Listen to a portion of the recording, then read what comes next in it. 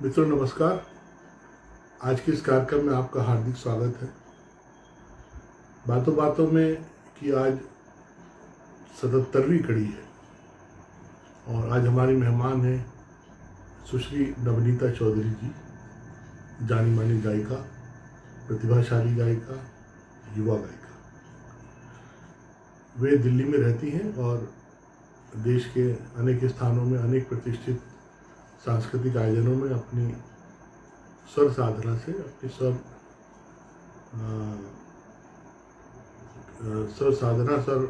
वैभव से श्रोताओं को चमत्कृत करती हैं। श्रेष्ठ गुरुजनों के सानिध्य में उन्होंने प्रशिक्षण प्राप्त किया है और समकालीन सांगीतिक परिदृश्य में, शास्त्रीय संगीत के परिदृश्य में उनकी उपस्थिति एक ऐसे प्रतिभाशाली कलाकार के रूप में है जो कला के साथ साथ एक कलाकार के जो सामाजिक सरोकार होते हैं, जो उत्तरदायित्व होते हैं, यदि वो समझता है उससे भी जुड़ी हुई है। और यह बहुत निजी रूप से मैं आपसे कहना चाहता हूँ कि इसका उन्होंने कभी कोई अपनी ओर से लोगों को जाहिर नहीं किया है, लेकिन वे इस काम को एक निष्ठ साधना की तरह करती हैं और जितनी कला उनके लिए ज़रूरी है उतनी संवेदना और मानवीयता भी। मैं आज अपनी बहुत अच्छी मित्र वंदना मलिक जी का स्वागत करता हूँ। संभवतः पहली बार इस कार्यक्रम में आई हैं। मान सिंह भोदिया जी, आपका स्वागत है। वंदना जी, आप कैसे हो?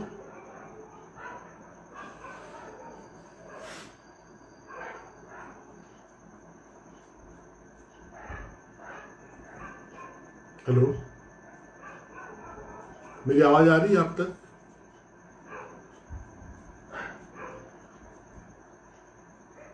मार्तंड मिश्र जी, आपको नमस्ते।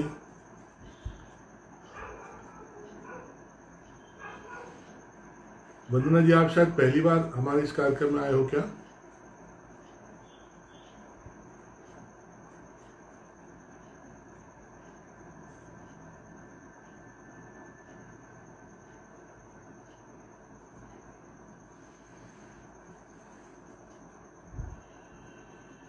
आपसे हमेशा फेसबुक पर एक बहुत जीवंत जुड़ाव रहा है। अब आप यहाँ पर रोज आया कीजिए। आपका मुझे व्यवहार हमेशा बहुत अच्छा लगता है कि आप इनकरेजेबल हैं, सबको बहुत इनकरेज करती हैं, हर एक की के समर्थन में, हर एक की प्रशंसा में आप बहुत अपने स्वभाव के साथ शामिल होती हैं। मैं इस बात को बहुत गहराई से महसूस करता हूँ और इसीलिए मैं कई बार आपकी पोस्ट पर जाता हूँ और मैं भी छोटी मोटी कोशिश करता हूँ कि मैं भी इस बात का ध्यान रखूँ कि जैसा व्यवहार आपका है उसी तरह का हम लौटाने की कोशिश कर सकें। ऐसे लोग बहुत कम होते हैं। मैं देखता हूँ कि हमारी जो सोसाइटी है वो पूरी की पूरी इस बात का बड़ा ख्याल रखती है कि कब किस व्यक्ति काम का है, कब किस व्यक्ति की आवश्यकता है, तो उसके हिसाब से वो जागरूक होती है, जागृत होती है और प्रशंसा के पुल बांधती है। जल्दी फिर वो इच्छा या अपेक्षा पे आती है। लेकिन आपका जीवन में किसी से कोई स्वार्थ नहीं है। आप एक सच्चे मित्र की तरह, एक सच्चे कला प्रेमी की तरह आप रहती हैं। मैं आपको बहुत नमस्कार करता हूँ, आदर के साथ। हमेशा आपका आदर है। जय दादा, प्रणाम कर रहा हूँ। आशा है आप सानंद हैं। आज मैं देख रहा था अखबारों में कि बम्बई में तमाम रेस्टोरेंट और होटल खोलने की भी तैयारी चल रही है। सब लोग उसको सैनिटाइज कर रहे हैं, सब कर रहे हैं, साफ सुथरा कर रहे हैं। बस ये है कि इस बीमारी के जो बढ़ते आंकड़े हैं इस पे लगाम लगे और एक बार वापस सब वैसी दिनचर्या शुरू हो जिसकी हम अपेक्षा करते हैं।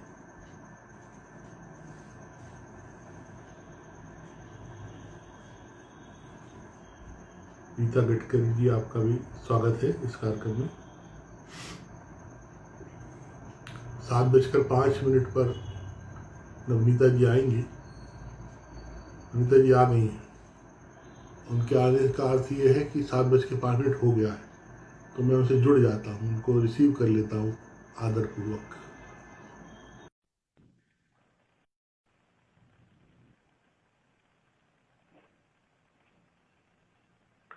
नवनीता जी, नमस्कार। नमस्कार सुनील जी। नमस्ते कैसे जी, हैं आप? कैसे हो आप? मैं मैं अच्छा ठीक हूँ। हूँ। आप आपसे मिलना बिल्कुल संगीत के माहौल में बड़ा अच्छा लग रहा है। हमें भी बहुत आनंद आ रही है। आपको वॉइस वगैरह क्लियर है? मेरी आवाज आ रही है आपको? हाँ हाँ, बिल्कुल। बहुत अच्छा। ये पूरा समय जो 2-3 महीने का रहा, मेरा हम्म। दरअसल पहला यही पूछना होता है कि ये 2-3 महीने का समय, 3 महीने का समय एक कलाकार हम्म। के रूप में आपने किस तरह व्यतीत किया, एक गृहिणी के रूप में किस तरह व्यतीत किया? अ, वैसे तो समय ठीक नहीं है। बहुत लोगों को बहुत मुश्किलों की सामना करना पड़ रहा है। पर मेरे लिए ये एक बहुत बड़ी अपॉर्चुनिटी है कि बच्चों के साथ ज्यादा से ज्यादा समय बिताए और अपना जी जी। रियाज करे। घर पे सबका ख्याल रखे। मतलब जो जो भी कुछ हम कर नहीं पाते वो सबका मौका हमें मिला है इस लॉकडाउन में। हम्म। इस पूरे समय को जो कि घर में बांध के रख देने वाला है, बहुत सारी आ, जितनी सलाह दी जाती है कि निगेटिविटी से बचा जाए, उतनी ही बिल्कुल। निगेटिविटी लोग महसूस करते हैं। इस हम्म। समय एक कलाकार क्या सोचता है कि किस तरह आनंदित रहा जा सकता है, सहज रहा जा सकता है? ये जो समय है ये सबके लिए ही बहुत कठिन समय है। अपने आप को, क्योंकि चारों ओर इतना कुछ हो रहा है, सब कुछ देख के अपने आप को ठीक रखना बहुत ही मुश्किल है। पर जिंदगी है, इसको ठीक से आपको आगे बढ़ना है। तो इसलिए मुझे लगता है हर एक इंसान को पॉजिटिव थिंकिंग करना चाहिए। सब कुछ पॉजिटिवली सोचना चाहिए। जो भी कुछ हो रहा है ये ईश्वर ही करा रहे हैं, कुछ ना कुछ इसके पीछे भी कारण होगी। और ये सोच के जितना हो सके सबको पॉजिटिव रहना है। और ये जो भी दिन आया है ये हमेशा के लिए नहीं आया।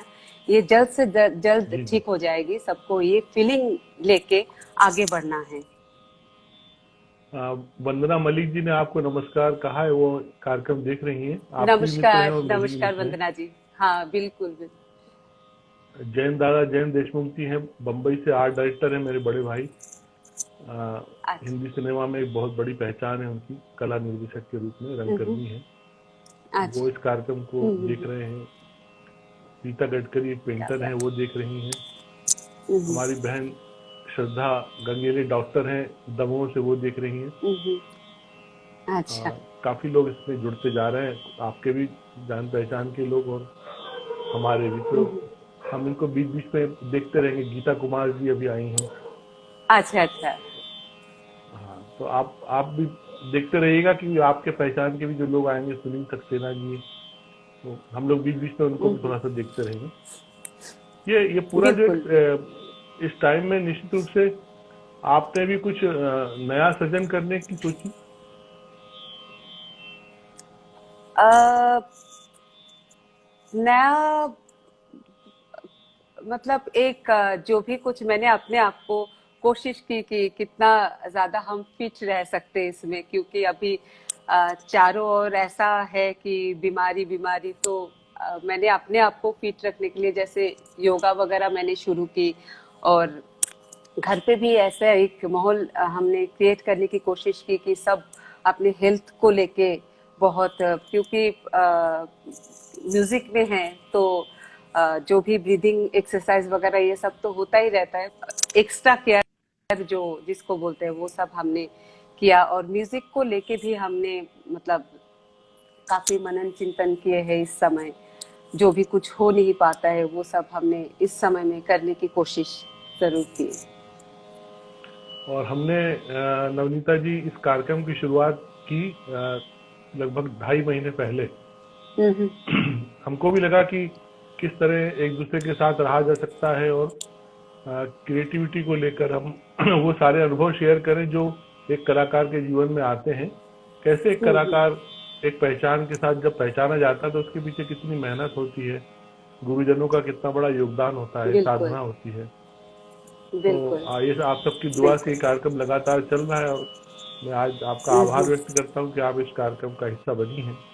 आपको बहुत अ, बहुत बधाई है इस बात की कि आपने इतने दिन से ये कार्यक्रम चला रहे हैं। इसमें अभी सुनीता सिंह जी हैं भोपाल से। ग्वालियर में हमारे मित्र हैं, ध्रुपद केंद्र के गुरु हैं अभिजीत सुखदाने जी, वो शामिल हुए। अच्छा। मुंबई से गायिका हैं सुरुचि मोहता जी, वो शामिल हुए। मनीषा जी हैं। आप हमको एक यात्रा पर ले चलिए जहां हम ये जाने की कैसे नवनीता चौधरी, आप पहले क्या थी सरनेम में? आह, मैं शुरू से ही शुरू करती हूँ। मैं एक वहीं से। बंगाली सांगीतिक परिवार में मेरा जन्म हुआ है। कब से हाँ मैंने जी। संगीत की शुरू की ये मुझे भी नहीं मालूम है। हाँ। माता पिता से मैंने सुना है कि जब से ही मैंने बोलना शुरू की तब से मैं गुनगुनाने लगी, और जो भी मैं गाना सुनती थी वो गुनगुनाने की कोशिश करती थी, और खूब ताल दे देकर मैं गाती थी। तो आपका शहर कौन इस सा था? बंगाल में ही मैं जन्मी हूँ, पली बड़ी हूँ, तो बंगाल से ही हूँ। और नहीं, मतलब कलकत्ता या कहाँ हाँ, पर? कलकत्ता से। हाँ। तो फिर तो ऐसे ही गुनगुनाती रहती थी मैं, और जो भी गाना मैं सुनती थी वो गाती थी। ये देख के माता पिता को ये महसूस हुआ कि मुझ में संगीत में रुचि है, और ईश्वर ने सुर ताल और लय की समझ देकर ही मुझे भेजे हैं। क्योंकि माँ भी बहुत अच्छा गाती थी, और खासकर शास्त्रीय संगीत में पारंगत थी। तो घर पे जी जी। जैसे हारमोनियम, तबला, तानपुरा, ये सब इंस्ट्रूमेंट था उस समय। तो मेरी रुझान जो थी वो हमेशा हारमोनियम के तरफ बहुत ज्यादा, मुझे मन करता था कि जाऊं और उसको बजाऊं। तो वाह। बार बार मैं जाती थी, जब भी मौका मिलता था मैं जाती थी और उसको खोल के बजाने लगती थी अपने आप। तो ऐसा करते करते मैं सारेगामा बजाना मैं सीख लिया था। तो माँ को लगा कि अरे सारेगामा आ गया आपको, अब सासा रे रे गाओ। फिर मैं सासा रे रे गाने लगी, फिर अब सारे गा रे गा मा गाओ। ऐसे ऐसे खेल खेल में मुझे अलंकार सिखाने लग गई। और इसके क्या बाद बात। फिर जब मैं लगभग 4.5 साल की हुई हूँ, तब से फिर मुझे माँ ने पारंपरिक तालीम देना शुरू किया। और 2-3 साल बाद जाके माँ ने मुझे बोला कि अब तुम्हें संगीत अगर आगे करना है तो तुम्हें बहुत रियाज करना है, और सुबह उठ के तुम्हें रियाज करना पड़ेगा। तो वो मेरे लिए बहुत ही मुश्किल काम थी। सुबह उठना मेरे लिए बहुत ही मतलब कठिन काम। तो अब माँ ने कहा है, मैं टाल भी नहीं सकती हूँ। तो मैंने कहा ठीक है, कर लूंगी। फिर रियाज करती थी मैं उठ के, पर कभी कभी ऐसा भी होता था रियाज करते करते मैं वहीं पे सो जाती थी। तो तो ऐसा करते करते फिर एक घटना मैं कहना चाहूंगी यहाँ कि हाँ जरूर। हम 3 भाई बहन हैं, 2 बहन और एक भाई। और हाँ भैया के कुछ दोस्त, मैं सबसे छोटी हूँ। भैया के हाँ। 2-3 दोस्त घर पे आया करते थे उस समय। हम्म। और जब भी आते थे मुझे बोलते थे कि गाना सुनाओ। तो मुझे भी बहुत मजा आता था गाना सुनने में। मैं गाती थी, और फिर ये लोग बोलने लगते थे अब ये वाला गाना हारमोनियम में बजाओ। फिर मैं बजा देती थी, वो लोग गाते थे मैं बजाती थी। फिर दूसरा तीसरा ऐसा करके हम खेल खेल में ये सब करते रहते थे। एक दिन क्या हुआ, भैया के एक दोस्त मेरे आंखों में पट्टी बांध दिया और बोल अच्छा। रहे अब बजाओ हारमोनियम। ओ। तो हाँ हाँ हाँ। फिर मैंने कहा हाँ बजाती हूँ, क्या बजाना है। फिर गाना शुरू हो गया एक के बाद एक, तो मैं बजाने लग गई।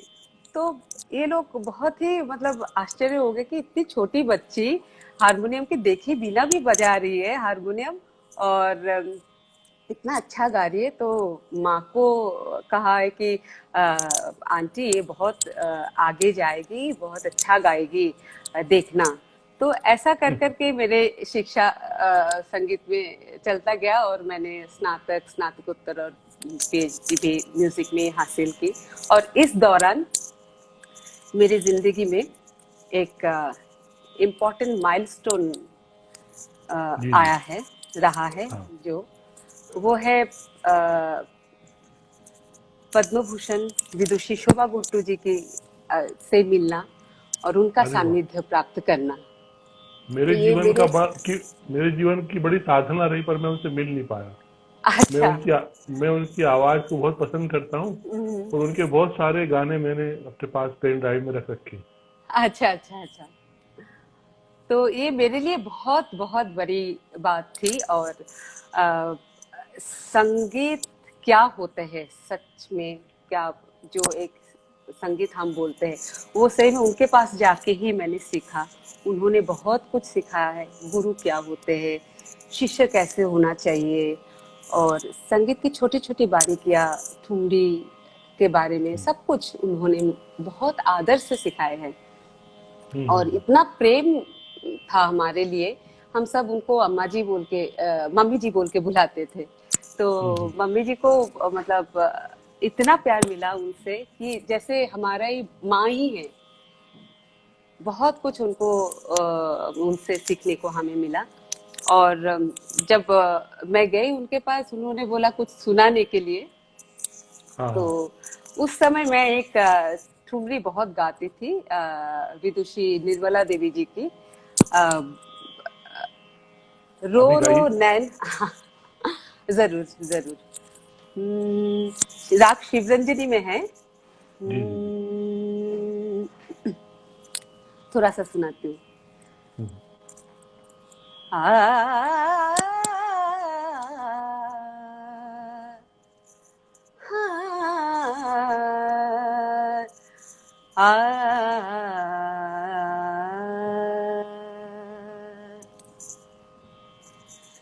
हे रो रो नैन गवई सजनना आई। हे रो रो नैन गवाई सजनना हाँ, आई। हाय राम, हाँ, रो रो नैन गवाई सजनना आई। उमरिया बीती जाए, हाँ, आ, क्या बात है। उमरिया बीती जाए, आ,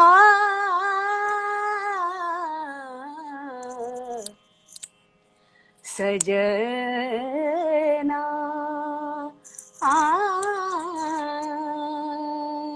ना सजनना।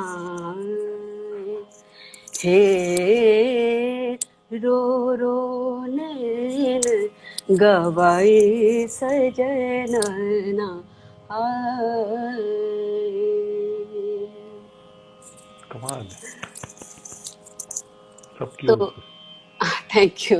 तो ये ठुमरी जो है मैंने उनको सुनाया और उनको इतना अच्छा लगा। पहले तो जी, जी। विदुषी निर्मला देवी की बहुत तारीफ किए हैं और कह रहे थे इतना बढ़िया ठुमरी, और हाँ, तुमने भी बहुत अच्छा निभाया इसको, बहुत अच्छा गाया। आगे चल के तुम ये ठुमरी जरूर गाना।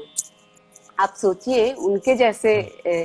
उच्च स्तर के कलाकार, और उन्होंने अपने शिष्य के सामने किसी दूसरे कलाकार का इतना तारीफ करना और कहना कि उनका जो ठुमरी है वो तुम जरूर गाना। तो हम्म, कितना उदार मन के अधिकारी थे वो। हाँ। तो बहुत ही इतना उनके पास मतलब सीखने को मिला कि एज ए ह्यूमन बीइंग भी, सिर्फ आप उनके गाना पास नहीं। कितना समय रहे आप उनके पास? अ, लगभग तीन तीन साल। हाँ, इसके बहुत बाद अच्छा। फिर हाँ, इसके अच्छा बाद समय फिर निकाल। हम, हाँ, इसके बाद फिर हम दिल्ली आ गए, और दिल्ली में हम पंडित दीपक चैटर्जी, रसिक रंग, उनके पास मैं ख्याल गाने के लिए, ख्याल सीखने के लिए मैं गई। हाँ।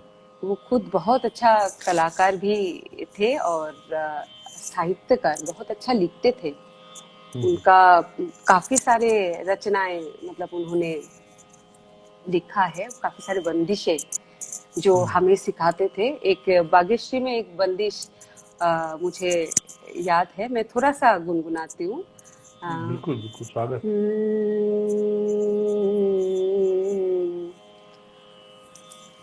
हम्म,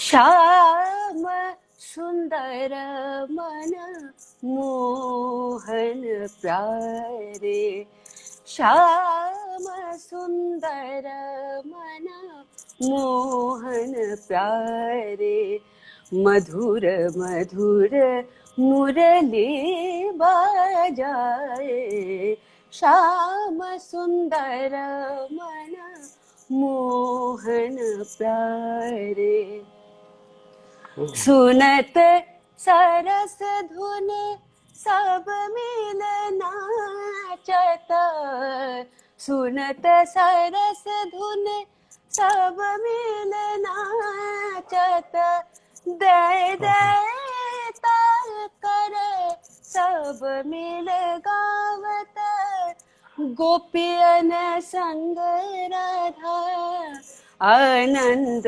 मनावत, गोपियन संग राधा आनंद मनावत, रसिक रंग अतहि मन भाए, वाह, श्याम सुंदर मन मोहन प्यारे।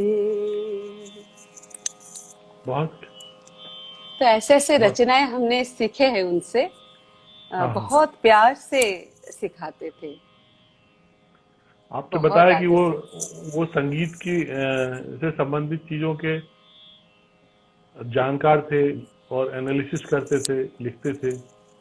तो व्याकरण को लेकर उन्होंने काफी आपको पारंगत किया होगा, संगीत का जो व्याकरण होता है।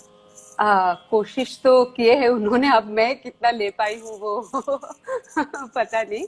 हाँ, पर जरूर बहुत कुछ सीखने को मिला उनसे, बहुत कुछ सीखने को मिला हमें उनसे। इसके बाद फिर हमारे जीवन में ऐसा एक समय आया जो बहुत ही हमारे लिए कठिन था। अ, हाँ, हाँ।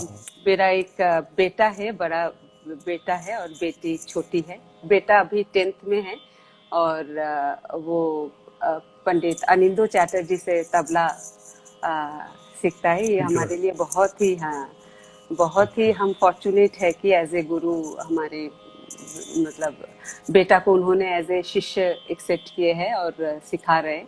तो जी। उनके साथ हमारा बहुत ही अच्छा संपर्क है। मैं उनको दादा बुलाती हूँ।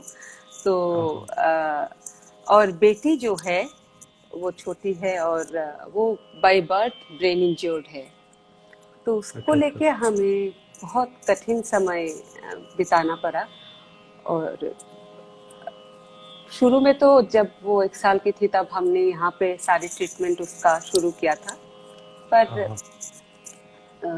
जब वो 2.5 साल की हुई, 2.5-3 साल की हुई, तब हम जी। उसको लेके अमेरिका जाते रहते थे 2-3 बार साल में उसके ट्रीटमेंट के लिए। तो हाँ, हाँ। वो हमारे लिए बहुत ही कठिन समय था। और ऐसा था कि ये जो ट्रीटमेंट प्रोसेस था वो बहुत ही एक्सपेंसिव, आप समझ ही हाँ सकते हैं, 2-3 बार अमेरिका हाँ हाँ, जाना। समझ तो गया बिल्कुल। जब हम पहले दफे जा रहे थे तब सोच रहे थे कि दूसरे दफे हम जा पाएंगे कि नहीं। तो पर गॉड बहुत ही, भगवान बहुत ही काइंड है कि हमें हर हर बार कुछ ना कुछ रास्ता दिखा दिया। और हमें फिर ये महसूस होने लग गए कि हमने तो ये जो भी ट्रीटमेंट प्रोसेस है वो कर रहे हैं, पर यहाँ पे हमारे साथ उस समय में ऐसे भी बहुत सारे पेरेंट्स जुड़े हुए थे जो ये ट्रीटमेंट नहीं करा पाएंगे, और जिनके बच्चे हमारे बच्चे जैसे ही है। तो हमने सोचा है कि क्यों ना उनको हम जो सीख के आ रहे हैं वो हम हाँ उनके साथ शेयर करें, उनको ट्रेन करें और उनके बच्चों बिल्कुल। के लिए कुछ काम आए।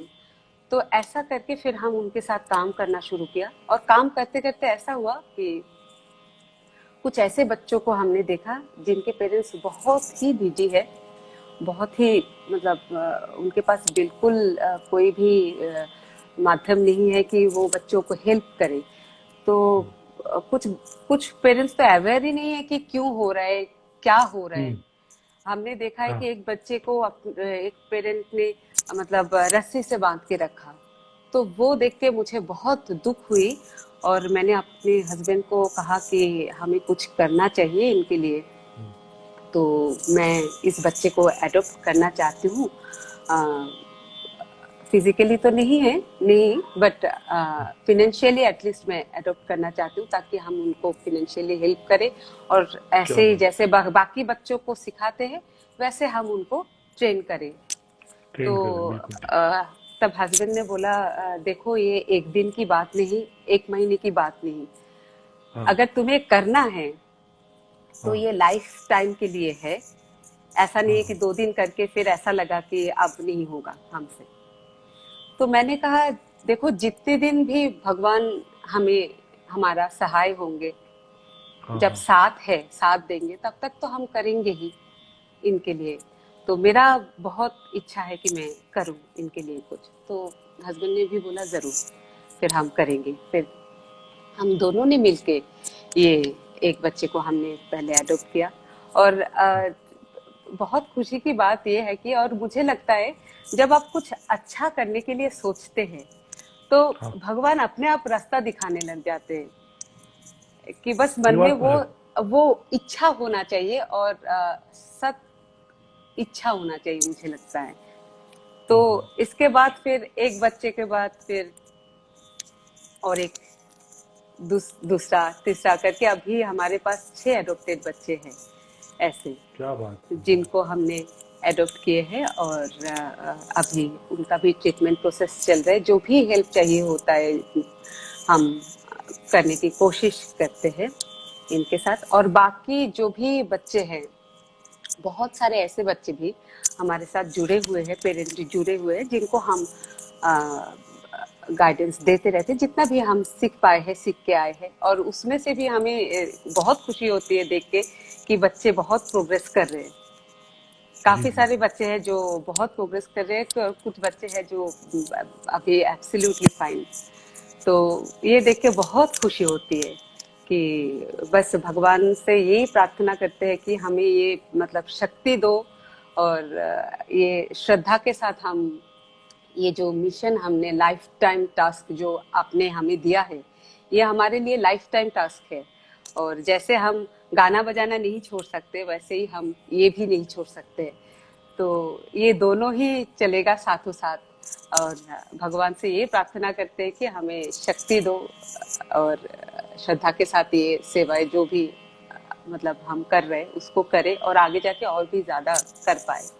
यही बस भगवान से कामना करती हूँ। और इस समय में ऐसा हुआ है कि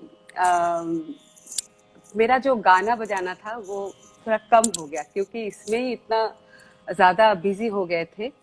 तो जो भी परफॉर्मेंस मैं करती थी वो कम हो गया, अब कह सकते हैं कि ऑलमोस्ट बंद ही हो गया। तो हम्म।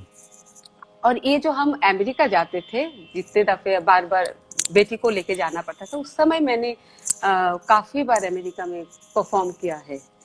हम्म। क्योंकि साल में 2-3 बार जाते थे, हर हर बार कोई ना कोई प्रोग्राम हुआ करता था और ओए, बहुत सारे एक्सपीरियंसेस भी अमेरिका में हुआ है। तो इसके बाद फिर थोड़ा सा कम हो गया और ये सब में ही हम ज्यादा फोकस करने लग गए थे। तो हस्बैंड ने बोला कि ऐसा नहीं चलता है, तुमने जिस विषय पर इतना कुछ किया है तुम्हें आगे बढ़ना चाहिए, तो हम्म, गाना नहीं छोड़ना चाहिए तुम्हें, तुम हम्म, गाना को फिर से रिवाइव करो। फिर मैंने कहा ठीक है। तो इसमें एक बहुत इंटरेस्टिंग बात है, मैं जब छोटी थी तब हम्म, एक पिक्चर मैंने देखा था, एक मूवी देखी थी जिसका नाम था सुर संगम। बिल्कुल। हाँ, सुर संगम गिरीश आपने भी कर्नाड, देखा होगा। हाँ हाँ, गिरीश कर्नड जी के और जयाप्रदा जी के। तो के उसमें जो विश्वनाथ ने बनाई थी उसमें। हाँ हाँ हाँ हाँ, तो वो जो मूवी मैंने देखा था और उसमें गिरीश कर्नाड के गुरु की रोल थी और उनका जो प्लेबैक दिया था वो सारे मेरे बड़े गुरुजी पंडित राजन मिश्र जी ने गाए थे सारे ट्रैक। तो उस समय से वो मूवी उस समय में मैंने कम से कम 20 टाइम्स मैंने देखा था और देखती भी थी। और मैं छोटी थी पर मुझे बहुत रोना आता था लास्ट, मतलब जब लास्ट में जाते थे और वो सब सीन आता था तो हम बहुत रोते भी है। और बहुत ये जो मूवी है मेरे दिल के करीब है बहुत। तो उस धन्य समय से भाग सेवा का अवसर हाँ पाया। हाँ बिल्कुल क्या बात है। बिल्कुल। तो उस समय से जब भी मैं सोचती थी कि मेरा भी ऐसा ही एक गुरु हो और सामने वही गुरुजी का ही छवि जो हमेशा दिखाई देता था मुझे कि अगर भगवान ने चाहा तो कभी अगर उन तक पहुंच पाई तो मतलब मैं तो सही में ही धन्य हो जाऊंगी। तो तो ऐसा करते करते फिर भगवान ने वहां तक पहुंचा ही दिया मुझे। और मैं बहुत ही फॉर्चुनेट हूँ कि मतलब एज ए गुरु मैंने पद्म भूषण पंडित राजन शाजन मिश्र की को पाया है और खूब आशीर्वाद मिला है उनका। मतलब इतना कुछ सीखने को मिला उनसे कि मतलब जितना कहूँ उतना कम है उनके बारे में, ऐसा है। राजन भैया का तो हमको भी बहुत प्यार मिला है, हमारे बड़े भाई की तरह हैं वो, राजन साजन जी दोनों। और हम्म, उनसे मिलकर उनका थोड़ा भी सानिध्य मिलता है तो बहुत अच्छा लगता है। बहुत और ही। ऐसे बहुत सारे अवसर हमको मिले तो हमने बिल्कुल भी सब काम छोड़ के अपने उनके पास बैठना उचित समझा। एक्चुअली उनके पास जाके बैठना, समय बिताना, यही एक मतलब एक एक्सपीरियंस है। हर बिल्कुल बार एक बिल्कुल। एक एक ऐसा माहौल वो बना देते, लगता है कि हम धरती पे है ही नहीं, शायद हम सच कहीं में। और है। मतलब ऐसे ऐसा करके सिखाते हैं। और उनका जो संगीत है वो हाँ, अद्वैत संगीत है, वो सच में। दूसरा हो ही नहीं सकते कभी भी। मतलब जिस हिसाब से वो संगीत को देखते हैं, उनका जो व्यू है संगीत के हाँ, लिए, जो प्यार है, वो बिल्कुल अलग है।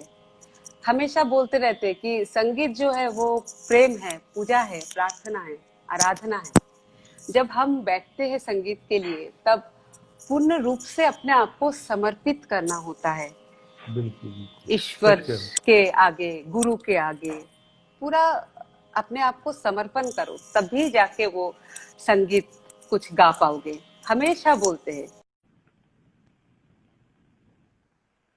मैं अभी जुड़ा हुआ हूँ, वो फिर आएंगी, ज्वाइन होंगी। मैं अपनी ओर से डिस्कनेक्ट नहीं करूंगा। हम अभी लाइव हैं और ये उम्मीद करते हैं कि दोबारा वो आएंगी।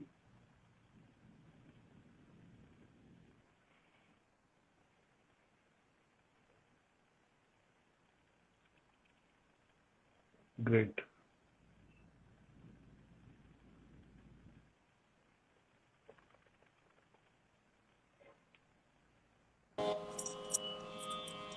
हेलो। कुछ हाँ हाँ। हाँ ये बीच में कोई व्यवधान आ गया था तकनीकी। हाँ हाँ हाँ हाँ हाँ, ये तो ऑनलाइन में होता ही रहता है कुछ ना कुछ। हाँ हाँ। हाँ लेकिन बहुत अच्छे फ्लो में बात चल रही है। और हाँ। मैं आपने जो बात, मैंने अभी आपकी सुनी सारी बात, हम्म दो संदर्भ जोड़ना चाहूंगा कि एक मेरे बहुत अच्छे एक कलाकार मित्र भी हैं, वो छोटे भाई की तरह हैं। हम्म उनके घर एक बिटिया का जन्म ऐसे ही, अच्छा। पर वो, हाँ, वो मेंटली मतलब रिटार्डेड है वो बच्ची, और छोटे से ही जो है वो, उसका कोई भी एक मूवमेंट नहीं है, लेकिन ओके। मेरे वो मित्र जो है उसकी ऐसी देखरेख करते हैं जैसे भगवान देवी की करते हैं। हाँ। और वो देवी के भजन गाते हैं, बहुत बड़ा नाम है, अब नाम मेरे को अभी ऐसे इस संदर्भ में बताना ठीक नहीं लगता, हम्म। लेकिन वो कहते हैं कि देवी ने इनकी सेवा करने के लिए बोले इनको मेरे पास भेजा है। बिल्कुल। तो बोले कि मैं अपना जन्म को धन्य मानता हूँ कि मैं इस बच्ची की सेवा। बिल्कुल। बिल्कुल तो सही। वो हुए, आप सब वास्तव में धन्य हैं, और मैं आपके पति को इस बात के लिए बहुत धन्यवाद कहना चाहूंगा कि उन्होंने आपका एक हल्का सा टेस्ट करके देख लिया कि ये थोड़े समय का इमोशन नहीं है, लंबे समय और हमेशा करना होगा। आपने आपने उस तरह का उत्तर भी दिया, और ये काम फिर लगातार आप कर रहे हो, ये एक हाँ। बड़ी बात है। और प्रमोद हम भी। डिकाटे हमारे साथी हाँ। जुड़े आपके पीछे। हाँ। तो मैं महसूस करता हूँ। मैंने 2 साल पहले मैं गोवा में इंटरनेशनल फिल्म फेस्टिवल में गया था। हम्म। वहां पर एक मैंने अमेरिकन फिल्म देखी थी, अमेरिका या जर्मनी की फिल्म थी। हम्म। उसमें एक महिला डॉक्टर की कहानी है वो, कि जो वो हम्म। आ, ऐसे बड़े अस्पताल में है जहाँ मानसिक वो चिकित्सालय है, और बहुत सारे पेशेंट्स को हम्म। इलेक्ट्रिक शॉक दिए जाते हैं। हाँ। तो वो उसका विरोध करती है कि ये बहुत अमानवीय है, प्रताड़ना है, बिल्कुल। ये बंद होना चाहिए। हम्म। तो कुछ कुछ सीनियर डॉक्टर उसका विरोध करते हैं, उस डॉक्टर का, हम्म। और कहते हैं कि अगर तुमको ऐसे विरोध है तो तुम ही इस काम इनको संभालो। हम्म। और उनको मतलब बदला लेने के लिए वो उसकी पोस्टिंग जो है, ट्रांसफर उनके वार्ड में कर देते हैं। हम्म। अब 20-25 इस तरह के पेशेंट्स के साथ वो डॉक्टर अपना काम की शुरुआत करती है, जहां पर वार्ड बॉय और जो नौकर है वो कोई सहयोग नहीं कर रहा है झाड़ू लगाने के लिए, तो वो हाँ। हाँ। झाड़ू लगाने से शुरुआत करती है। फिर ओहो। उन 18-20 पेशेंट्स को नवनीता जी वो पेंटिंग सिखाती है, हम्म। प्राणियों से प्रेम करना, बिल्ली, कुत्ते, इस तरह के छोटे छोटे हाँ। पशु पक्षी ला के रख। बिल्कुल। वो सारे के सारे लोग ऐसे बदल जाते हैं कि वो अपने हम्म। अपनी, हर एक की अपनी अपनी बीमारी, हर एक के अपने अपने तनाव है, हर एक हम्म। की अपनी अपनी चेष्टा है, वो सब भूल के हम्म। कोई पेंटिंग में लग गया है, कोई बिल्ली को खिला रहा है, कोई कुछ। हम्म। तो इस तरह से वो सत्य घटना है। वो डॉक्टर लगभग शायद 95-96 साल की उम्र में फिर उनकी डेथ हुई। वो हम्म। सत्य घटना है। तो हम्म। ये तो है कि दुनिया में आदमी क्या नहीं कर सकता, बिल्कुल। सच, बिल्कुल। सच्ची लगन और अगर हो तो। बिल्कुल सही। और हमने ये महसूस किया अपने डॉटर के साथ कि किस हाल में वो थी और अब किस हाल में है। ये मतलब भगवान को हम बहुत शुक्रिया करते हैं कि हमें ये मौका दिया है कि ये जो जर्नी है ये हम देख पाए हैं। और पहले जो लाइफ हमारा हुआ करता था वो नॉर्मल जैसे बाकी लोगों का होता है कि मेरे हस्बैंड भी एकदम हार्डकोर जैसे सीईओ होते हैं। वो सीईओ है एक मल्टीनेशनल कंपनी के, तो जैसे मतलब आप जानते ही है एकदम स्ट्रेट कट बिजनेस बिजनेस और ये सब। तो हम भी अपने गाना लेके, बट बेटी आने के बाद ये सब हमारा चेंज हो गया। हम्म। मतलब एज ए ह्यूमन बीइंग बहुत ही हाँ, बदलाव आए हैं हमारी जिंदगी में। मतलब एकदम ये तो है। अलग से हम सोचने लगे, लाइफ को देखने लगे। तो इसलिए हम हमेशा जो है बेटी को मतलब हम थैंक्स करते हैं भगवान को भी कि हमें ये पूरा जर्नी जो है वो दिखाने का, मतलब हमें इतना कुछ सीख मिला हमें, इसलिए हम हमेशा धन्यवाद करते हैं भगवान को। यहाँ पंडित जी से राजन साजन मिश्र जी साहब ने कब सीखा है? बाद में, यहाँ दिल्ली आने के बाद? हाँ, अभी भी चल रहे हैं, अभी हम सीख ही रहे हैं उनसे। मतलब जब भी हमें मौका मिलता है हम गुरुजी के पास जाते हैं। जब भी दिल्ली में रहते हैं हम तुरंत भाग जाते हैं उनके पास सीखने के लिए, अभी भी जाते हैं। तो उनका जो मैं एक बात बताना चाह रही थी हाँ हाँ। कि संगीत के लिए जो बोलते थे, रुकना और झुकना सीखना ही जी संगीत है। जी, सही बात। रुकना और झुकना मतलब एक तो आपको झुकना पड़ेगा हाँ, गुरु के सामने कि नम्रता विनम्रता तो जरूरी है। बिल्कुल, जो भी आपके अंदर ईगो है, अहंकार है, सब कुछ आपको अलग रख के आपको अपने आप को गुरु के चरण में समर्पित करना पड़ेगा। विश्वास पूरा रहना है गुरु के ऊपर की जो भी सिखा रहे हैं वो मतलब भगवान के रूप में हमें देखना है और भगवान ही है, गुरु भगवान के रूप में ही आते हैं हमारे जिंदगी में। तो गुरु के सामने पूर्ण रूप से झुकना है अगर आपको कुछ सीखना है तो इसमें। और रुकना मीन्स पॉज, हर चीज में लाइफ में आप कुछ करिए इसके बाद पॉज। ऐसा देखिए मतलब कितना भागदौड़ की जिंदगी हो गया आजकल, सब भाग रहे हैं। किसी किसी को तो पता ही नहीं कि किसके पीछे भाग रहे हैं, बस भाग रहे हैं सब मिलके। तो ये है कि पॉज होना लाइफ में बहुत जरूरी है। और ये हमने भी महसूस किया कि बेटी को लेके जब होता था कि हम इधर भाग रहे उधर भाग रहे, इसके पास जा रहे उसके पास जा रहे, पर इसके बाद फिर हमने भी सोचना शुरू किया, जो भी कुछ हमने सीख के आए हैं अपने आप में, पहला जो सीख था हमारे लिए वो है एक्सेप्टेंस। बेटी को पहले जिस हाल में मेरी बेटी है उस हाल में मैं अपनी बेटी को एक्सेप्ट करती हूँ कि ये मेरी, बिल्कुल। पहले तो बहुत पेरेंट्स ऐसा हमने देखा है कि मानने के लिए तैयार नहीं है कि क्यों मेरे बच्चे ऐसे हैं, क्यों भगवान ने अपने आप को कोसने में ही पूरी जिंदगी बिता देते। पर हमें फर्स्ट जो सीख मिला है वो है कि जिस हाल में आपके बच्चे हैं पहले उसको एक्सेप्ट करना सीखो।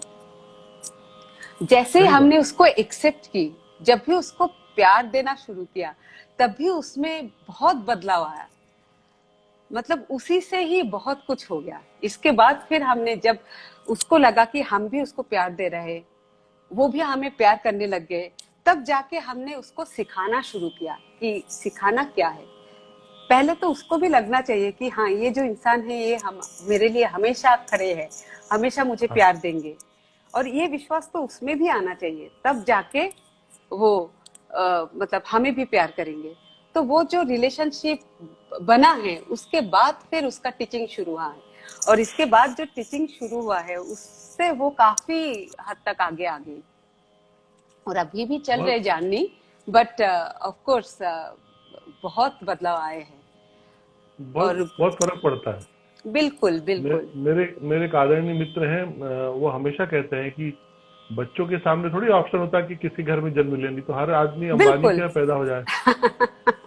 बिल्कुल ठीक बात है ना। तो ये इस बारे में तो कभी सोचना नहीं चाहिए कि जो हमारा बच्चा है वो हमारे यहाँ क्यों है, क्योंकि वो अपना भाग्य और अपना पुरुषार्थ लेके आया है।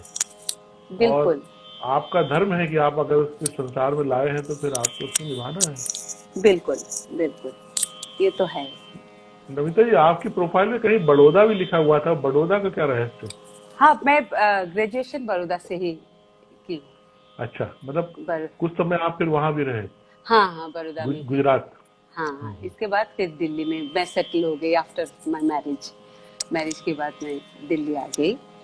और गुरुजी से तो इतना कुछ मतलब सीखा है हमने, उनका जो रचनाएं हैं, आपको मैं कहना चाहूंगी कि उनका जो खुद का रचनाएं है वो कभी बताते नहीं है कि ये मेरा रचना है। कभी सीखते हुए अगर पूछा है कि गुरुजी इसका ये किसका रचना है, किसका बंदिश है, तो बताते हैं कि ये मेरा ही रचना है। तो अपने आप से बताते भी नहीं कुछ। और हमारे बनारस के जो गुरुजी के जो बड़े दादा गुरु है, बड़े रामदास जी का भी इतने सारे रचनाएं हमें सीखने को मिला है, और सारे रचनाएं बहुत अद्भुत अद्भुत कंपोजिशन हमें उनसे सीखने को मिला है।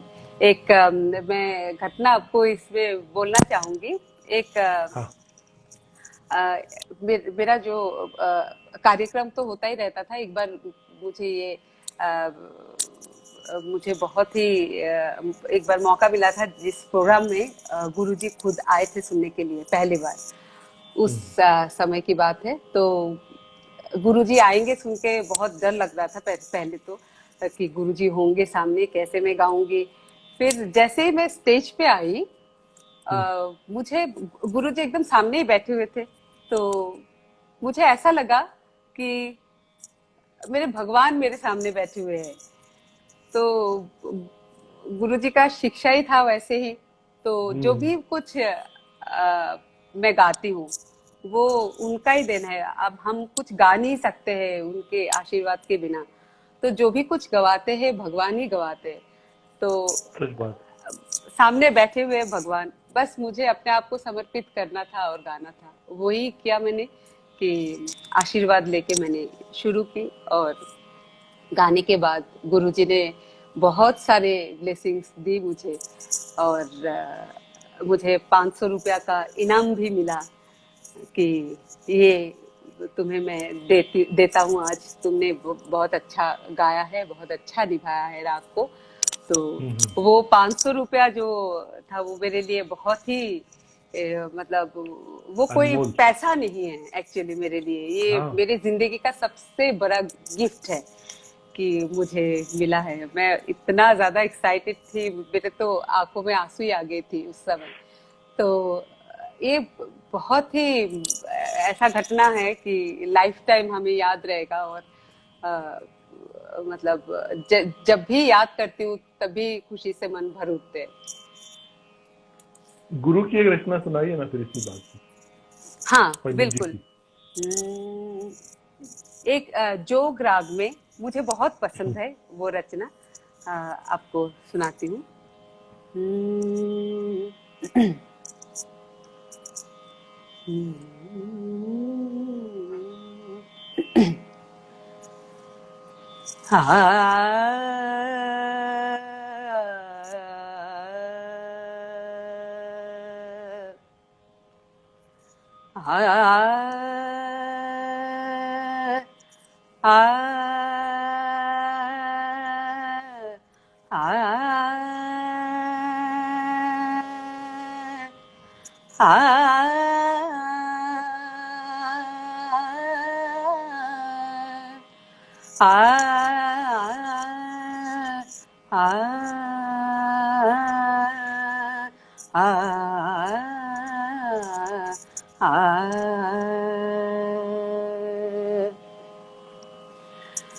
सुरन के साझे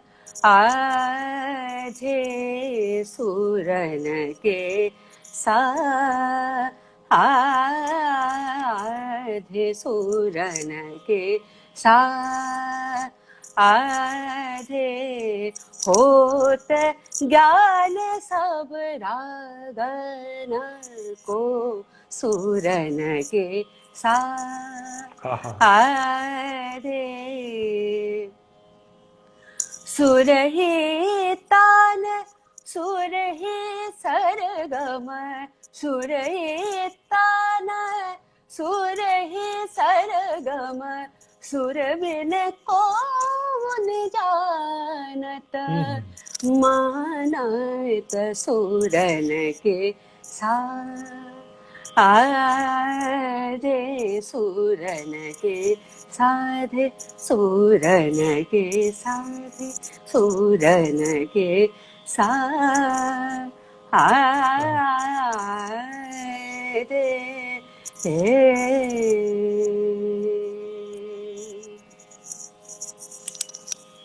कमाल। बहुत अच्छी बातचीत हो रही है। हमारे पास लगभग अभी 7-8 मिनट हैं बाकी। इसमें कोई ऐसी चीज जो मैं आपसे पूछना भूल गया हूँ, आप जरूर शेयर करिए, साझा करिए। मैं अपना एक्सपीरियंसेस में थोड़ा सा शेयर करना चाहूंगी इसमें। बहुत बड़े बड़े कलाकार हैं जिनके साथ मुझे स्टेज शेयर करने का अवसर प्राप्त हुआ है। एक तो हाँ हाँ। अम, एक घटना मैं बताना चाहूंगी कि चेन्नई में मेरा प्रोग्राम था और उसमें हाँ पद्म विभूषण पंडित एम बाला मुरली कृष्ण जी जो बाला मुरली। कर्नाटकी म्यूजिक के डॉयन हैं, तो हाँ वो उपस्थित थे और मेरे गाना सुनने के लिए आए थे। और मैंने गाया गाना और इसके बाद उन्होंने कहा कि एक रविंद्र संगीत सुनाने के लिए। तो मैं बहुत ही आश्चर्य हो गई थी कि रविंद्र संगीत, एक तो कर्नाटक मतलब चेन्नई में आई हूँ, हिंदुस्तानी गा रही हूँ और ऊपर से रविंद्र संगीत। तो मैंने उस समय तो इतने बड़े कलाकार सामने बैठे और सुनना चाह रहे थे तो मैंने फौरन गाया। और फिर बाद में वो आए और मुझे आशीर्वाद दिए, बहुत आशीर्वाद दिए और कहा कि मैंने रविंद्र संगीत में मैं पीएचडी कर चुका हूँ। तब मुझे बहुत आश्चर्य आ रही। फिर बाद में जाके मुझे पता चला कि हाँ, उन्होंने मतलब बंगाल से बहुत जुड़े हुए थे। तो ये एक बहुत अच्छा एक्सपीरियंस था उनके साथ। इसके अलावा भी बहुत बड़े बड़े कलाकारों के साथ स्टेज शेयर की मैंने, जैसे कि पंडित विश्वमोहन भाट जी, पंडित रोनू मुजुमदार जी, पंडित अनिंदोदा से काफ़ी बार उनके साथ स्टेज शेयर करने की मौका मिली मुझे। और अभी कुछ दिन पहले मेरे ख्याल से दिसंबर में एक अहमदाबाद में एक प्रोग्राम हुआ था, समरागा करके एक फेस्टिवल होता है वहाँ, और उसमें मुझे साथ जाकिर हुसैन खान साहब के साथ स्टेज शेयर करने का मुझे अवसर प्राप्त हुआ था। पहले मेरा गायन था, फिर उन्होंने बजाए है। और इन सभी बड़े बड़े कलाकारों से बहुत ब्लेसिंग्स मिला, बहुत कुछ सीखने को मिला। इतना हम्बल होता है ये लोग। दूर से जब तक हम नहीं मिलते तब तक लगता है कि कैसे होंगे, क्या होंगे। जब हम सामने जाते हैं तो लगता है कि कितना हम्बल है, कितना हमें प्यार देते हैं। जब मिलते हैं तो किसी को भी लगता ही नहीं है कि इतने बड़े कलाकार हैं। तो ये हमारे लिए बहुत अच्छा एक्सपीरियंस था सबके साथ ही। बहुत अच्छा लगता है जब ऐसे बड़े कलाकारों का सानिध्य मिलता है। अच्छा, इधर आपसे भी कुछ कलाकार सीखने आते होंगे, आपकी अपनी शिष्य परंपरा बिल्कुल तैयार हो। बिल्कुल बिल्कुल, बहुत सारे डिसाइपल्स हैं जो मेरे से सीखते हैं। और हम कोशिश करते हैं जिस तरीके से हम सीखते आए हैं, गुरुओं के पास से जो भी शिक्षा हमें मिला है वो हम अपने नेक्स्ट जनरेशन को हम उसको बताए, उसको वैसे ही सिखाए हम। और वो भी रिस्पेक्टफुल हो, क्या है गुरु, गुरु कैसे होते हैं वो समझ पाए। क्योंकि आजकल के जो जनरेशन है वो थोड़ा मतलब हमारे जनरेशन से अलग है कुछ तो। हाँ, बिल्कुल अलग है। उनको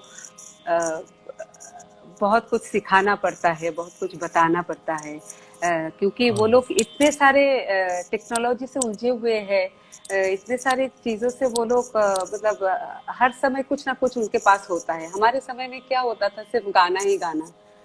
गुरु के पास जा रहे तो एब्सोल्युटली गुरु ही गुरु, ऐसा एक ध्यान ज्ञान में पूरा गुरु ही बसे हुए होते थे। तो आजकल क्या होता है, वैसे वो समर्पण जो है, वो डिवोशन जो है गुरु के लिए, वो मतलब समहाउ उतना नहीं समझ पाते हैं। तो उनको बार बार बताना पड़ता है, बार बार सिखाना पड़ता है कि क्या है। और ये हमारा ही दायित्व है, कर्तव्य है कि हम उनको ये सिखाए कि ताकि वो आगे जाके अपने नेक्स्ट जनरेशन को भी वही पास ऑन करे। तभी हमारा जो ये कल्चर है, तभी हमारा जो ये शास्त्रीय संगीत है, हमारा जो भी कुछ है, ये आगे तक जिंदा रहेगा। और यही हमारा प्रयास होना चाहिए। सही बात। बहुत बहुत आभारी हूँ आपसे एक अच्छी बातचीत के लिए, एक यादगार बातचीत के लिए। मेरी बहुत सारी शुभकामनाएं हैं आपके लिए। और आप खासतौर से जो एक संवेदनशील मिशन में काम कर रही हैं, एक अनुष्ठान में काम कर रही हैं, सभी पक्षों में आपको ईश्वर सफलता दे। और आपका मैं बहुत आभारी हूँ कि आप इस कार्यक्रम का हिस्सा बनी। सारे मित्रों का आभार। मैं भी आपका बहुत आभारी हूँ, आपने आज मुझे यहाँ बुलाया। और जितने भी लोग इस कार्यक्रम को, आज के कार्यक्रम को देख रहे हैं, सभी को मेरा प्रणाम। मिलेंगे, शुभकामनाएं। धन्यवाद।